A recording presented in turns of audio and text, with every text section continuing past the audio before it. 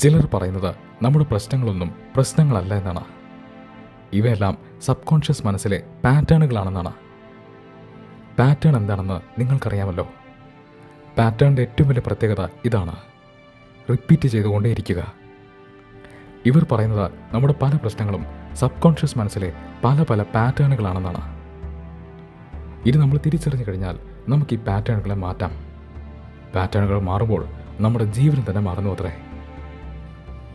ആദ്യത്തെ ചോദ്യം ഇതാണ്: ഈ പാറ്റേണുകൾ സൃഷ്ടിക്കപ്പെട്ടതെങ്ങനെയാണ്? അതിനിവർ കൊടുക്കുന്ന ഉത്തരം ഇതാണ്: പല പല മാർഗങ്ങളിലൂടെ, പല പല രീതിയിൽ പലതരം ഇൻഫോർമേഷൻ നമ്മുടെ ഉള്ളിലേക്ക് പോകുന്നു. ഇതുപയോഗിച്ചാണ് ഈ സബ് കോൺഷ്യസ് പാറ്റേൺ സൃഷ്ടിക്കപ്പെടുന്നത്. ഇൻഫർമേഷൻ പല സ്ഥലത്തു നിന്ന് വരാം. ഏറ്റവും കൂടുതൽ വരുന്നത് നമ്മളിൽ നിന്ന് തന്നെയായിരിക്കും.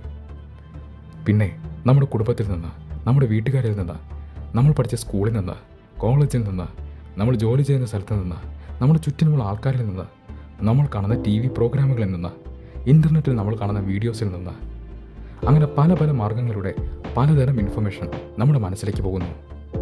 ഇവ ഉപയോഗിച്ചാണ് അത്രേ സബ് കോൺഷ്യസ് മനസ്സിൽ പാറ്റേണുകൾ സൃഷ്ടിക്കപ്പെടുന്നത്. ഒന്ന് ശ്രദ്ധിച്ചു നോക്കൂ. എന്ത് സൃഷ്ടിയുമായിക്കോട്ടെ, TV ആവട്ടെ, സ്മാർട്ട് ഫോൺ ആവട്ടെ, ഒരു എയ്റോപ്ലെയിൻ ആവട്ടെ, ഇവയെല്ലാം ആദ്യം സൃഷ്ടിക്കപ്പെട്ടത് എവിടെയാണ്? മനസ്സിലല്ലേ? ശരിയാണ്, നമ്മുടെ മനസ്സിലല്ല, പക്ഷേ ഏതോ ഒരു വ്യക്തിയുടെ മനസ്സിലല്ലേ?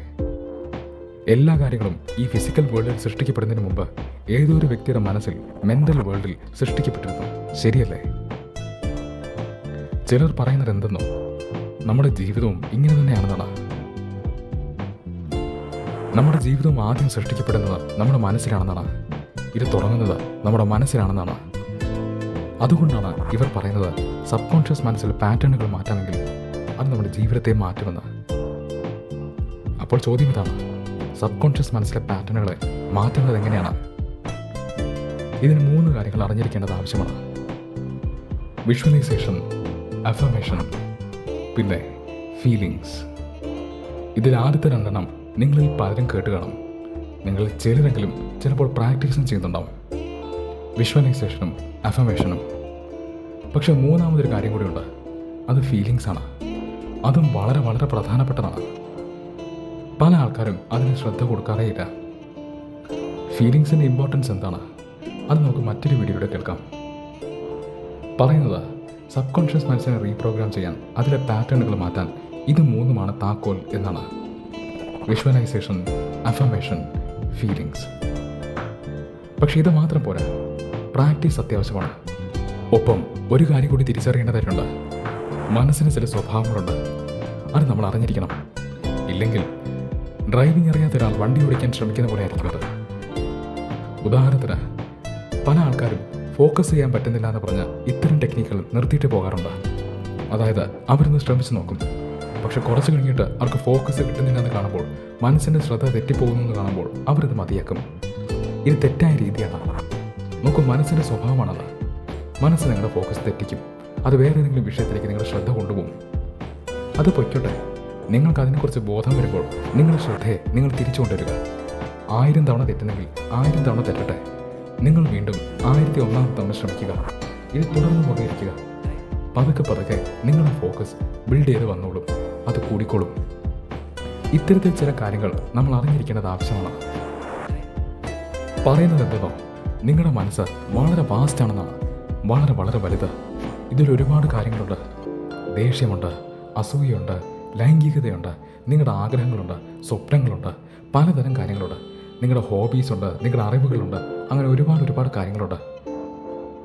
പറയുന്നത് നിങ്ങളുടെ ശ്രദ്ധ ഏത് ഏരിയയിലാണോ കൂടുതൽ സമയം ഇരിക്കുന്നത് ആ ഏരിയയിലേക്ക് കൂടുതൽ എനർജി എത്തുന്നതാണ്. വെള്ളം ഒഴുകിയെത്തുന്നത് പോലെ. ഇത് സ്ഥിരമായി സംഭവിക്കുമ്പോൾ ഏത് ഏരിയയിലാണോ ഏറ്റവും കൂടുതൽ എനർജി നിൽക്കുന്നത് അതിന് കൂടുതൽ ശക്തി കിട്ടുന്നു. സ്വാഭാവികമായിട്ടും അതുമായി ബന്ധപ്പെട്ട കാര്യങ്ങൾ വളരുന്നു. കൂടുതൽ സംഭവങ്ങളെ അട്രാക്റ്റ് ചെയ്യുന്നു. നിങ്ങളുടെ മുറ്റത്ത് ഒരുപാട് ചെടികളുണ്ട്. ഈ ചെടികളിലേക്ക് നിങ്ങൾ വെള്ളം ഒഴിക്കുന്നു. ഇതിൽ നിങ്ങൾ നട്ട ചെടികളുണ്ട്, നടാത്ത ചെടികളുണ്ട്. ഈ മണ്ണിലേക്ക് നിങ്ങൾ വെള്ളം ഒഴിക്കുന്നു. നിങ്ങൾക്ക് തോന്നുന്നുണ്ടോ വെള്ളം വേർതിരിവ് കാണിക്കുമെന്ന്? നിങ്ങൾ നട്ട ചെടികളെ കൂടുതൽ വളരാൻ സഹായിക്കുമെന്ന്? അങ്ങനെയൊന്നും സംഭവിക്കില്ല. നിങ്ങൾ മണ്ണിലേക്ക് വെള്ളം ഒഴിച്ചു കഴിഞ്ഞാൽ ആ വെള്ളം എല്ലാ ചെടികളെയും ഒരുപോലെ സഹായിക്കും. നല്ലതും മോശവും തമ്മിൽ അത് തിരിച്ചറിയില്ല. നിങ്ങൾക്ക് വേണ്ട ചെടി ഏത്, വേണ്ടാത്ത ചെടി ഏതെന്ന് തിരിച്ചറിയില്ല. അതെല്ലാത്തിനും ഒരുപോലെ സഹായിക്കും. പറയുന്നത് നമ്മുടെ മനസ്സും ഇങ്ങനെ തന്നെയാണെന്നാണ്. അല്ലെങ്കിൽ നല്ലതും ചീത്തതും തിരിച്ചറിയില്ല. നിങ്ങളുടെ ഫോക്കസ് എവിടെയാണോ അവിടേക്ക് കൂടുതൽ എനർജി വരുന്നു. അതിനി എന്തായിരുന്നാലും, അത് നിങ്ങൾക്ക് നല്ലതായിരുന്നാലും നിങ്ങൾക്ക് മോശമായിരുന്നാലും അവർ അതിനെ ഒരുപോലെ വളർത്തുന്നു. ഇതുകൊണ്ടാണ് നമ്മൾ ശ്രദ്ധ ഏറ്റവും നല്ല കാര്യങ്ങളിൽ കൊണ്ടുവയ്ക്കാൻ പറയുന്നത്. നിങ്ങളുടെ ആഗ്രഹങ്ങൾ എന്താണ്? നിങ്ങളുടെ ഫോക്കസ് മുഴുവൻ അതിലാവട്ടെ. നിങ്ങളുടെ അവയർനെസ് മുഴുവൻ അതിലാവട്ടെ.